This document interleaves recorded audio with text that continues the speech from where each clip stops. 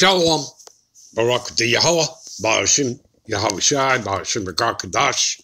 All praises and glories definitely do, especially in the times we're living in. Much respects to the apostles and others of Great Millstone, and to all the brothers out there doing the work, I say Shalom. All right, the title of this lesson will be, The Earth is Given into the Hands of the Wicked. Where and who is he? So that's what we're going to do. There's a lot of information. We're not going to cover it all, people, but we'll give you quite a lot. All right. So you'll see how, the scriptures, the precepts, the dots all connect. All right. Showing you who the wicked is. And again, this isn't told to you. This isn't shown to you in your churches. All right. Or in your schools, okay? This isn't given to you over your television sets, over the media, all right? You understand? Okay? And really, the biggest secret on this earth is not only who the wicked is, but who the Israelites are. And again, they're not going to tell you because they're not going to tell upon themselves. But yet you will know them by what? Their fruits. You understand that? You will know them by what? Their actions. Okay? And all you have to do is look at the actions of Esau Edom, the white man. All right? And the scriptures are going to tell you, all right, that it's Esau. And it's going to tell you who Esau is. Okay? By what? By the fruit of their actions. By their history. Okay, so there's no getting around this. You understand that? All right, and you don't need them to validate who they are. Okay, some of them are already telling you that, yeah, they're Edom because they're proud. All right, and the Lord hates pride. Okay, but nobody's more prouder than the Edomites, and you read that in Obadiah. So anyway, they're not going to get up in front of a podium, okay? They're not going to get up in front of a microphone, and they're not going to tell you that they're the Edomites in general, all right? They're not going to do that, just like they're not going to tell you who the Israelites are. And again, we don't need them to. We don't need their validation because the scriptures tell us that. The curses in Deuteronomy, the 28th chapter, tell you that. And of course, the tribes are all broken down. Okay? They're all broken down. Okay, so we know who we are. Okay? We don't need their validation. And it's also backed up in circular history who the 10 tribes are, all right, of the northern kingdom, the Indian tribe. We also know that, the southern tribes coming out of West Africa. And no, they're not African. Nobody's African. You're not Africans, okay?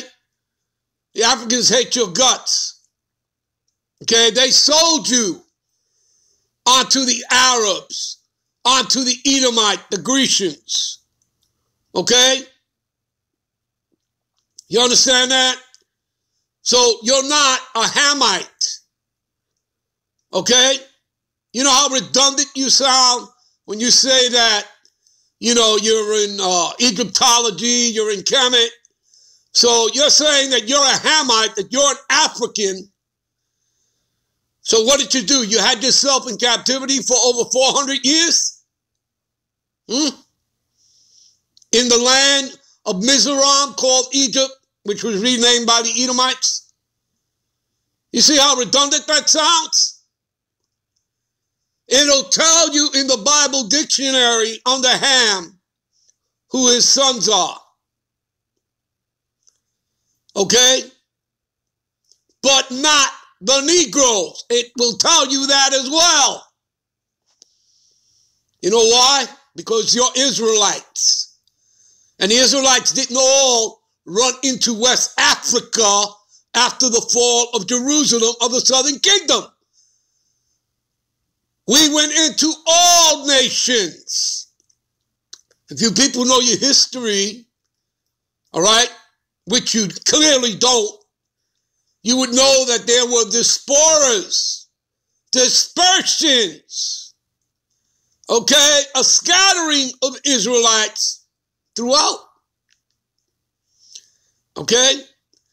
You would understand how if someone didn't live in Jerusalem, in Israel, and they lived outside of it, but they were the seed of Israel, and they didn't grow up under the laws, statutes, and commandments, okay, due to their mothers and fathers, all right? And that would be known as the wild olive tree that we read about in Romans, the 11th chapter. All right, so again, that cuts, vocab, all right, in his replacement theology. You understand that? Because again, it's talking about, them who are Israelites, all right, but didn't, were not, born and raised in Israel, in Jerusalem. Okay, so you understand? So they, were following, the ways and customs of the heathen. So again, when you go back in history at that time and stuff like that, they were known as Hellenists. All right? Because they were following the ways and customs of the heathen. Okay? But over time, that changed from being Hellenists to being called Gentiles.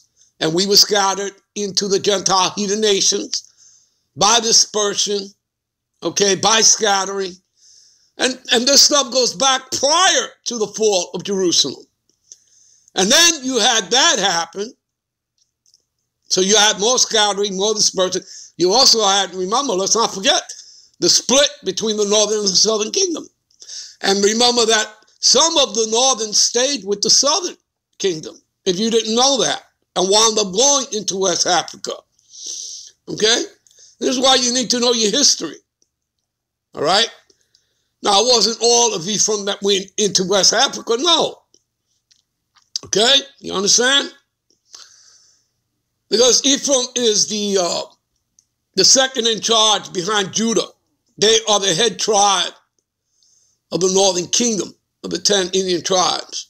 You know them as Puerto Ricans. Prior to that, you know them as Arawaks and Taínos, okay, which they were named that by what? The oppressors, starting with, the Spaniards, okay, when Cristobal Colon, a.k.a. Columbus, came here.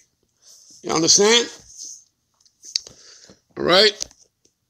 So, anyway, all right, that's enough of that nonsense, all right? So, the earth was given into the hands of the wicked, all right? That was given to them by default because we fell away, okay?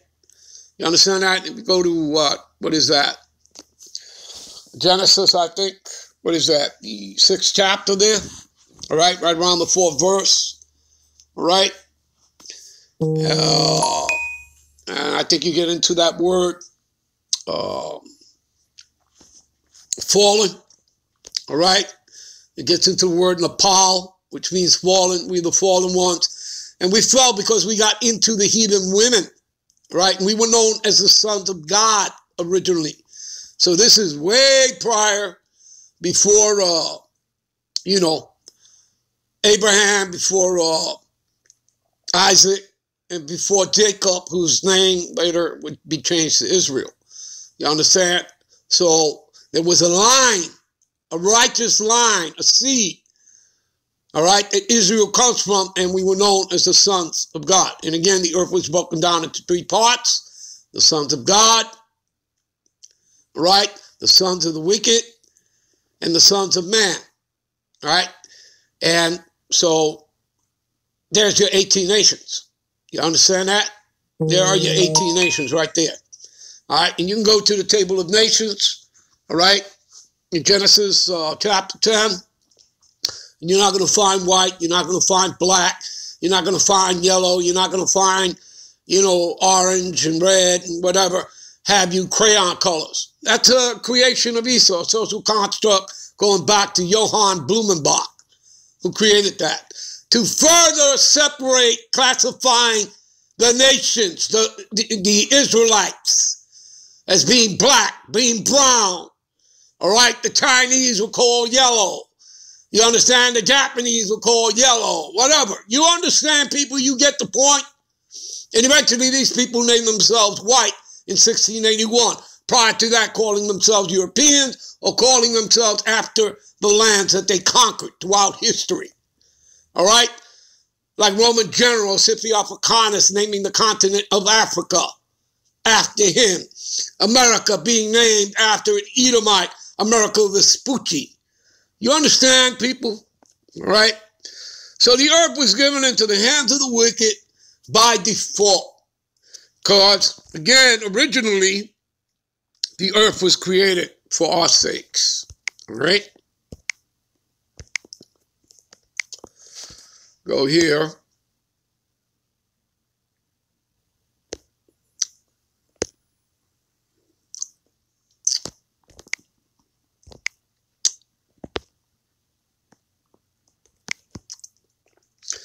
And after these, Adam also, whom thou madest Lord of all thy creatures. So the Lord sees us as creatures. Remember, we're his creation. Of him come we all. And the people also whom thou hast chosen. Who did the Lord choose? The sons of God, who would later, after Jacob is born, his name will be changed to Israel, the Israelites. That's who he had, right? That's who pertaineth, right? Covenants, right? The law, the promises, the adoption, everything, okay, is unto the Israelites, right?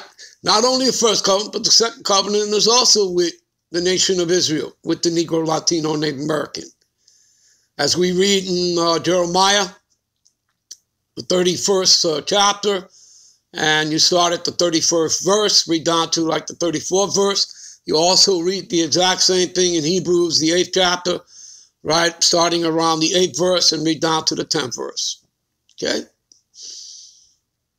Where it's first talking about both the northern and the southern kingdom, and then as the 12 tribes as a whole, all right? And how, the real difference of the second covenant compared to the first is that we're going to have the laws, statutes, and commandments placed into our inner parts. All right, we're going to be programmed that way, and that's going to happen when we get our new bodies. You understand, people? All right, those new immortal extraterrestrial bodies. Okay, when we shall all be changed. Talking about the elect, when we meet up in the air in the clouds, which is a metaphor for the chariots, and we shall all be changed within a twinkling of an eye. All right? All right. So you see, all right, all this I have spoken before thee, O Lord, because thou madest the world for our sake. So you see, the earth, the world was made for the sake of the sons of God, for the Israelites, his chosen people. All right? He simply created the other nations to serve us. And again, that's part of your inheritance. Okay? That's part of your birthright, which you can read about in Genesis 27:40. Maybe I'll take you over there after this. All right? Let me just finish this.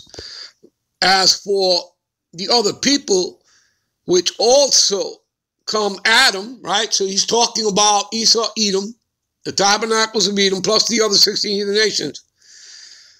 Thou hast said that they are nothing, but be like unto spittle, and has likened the abundance of them unto a drop that falleth from a vessel. There you go.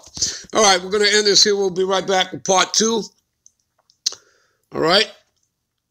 Shalom.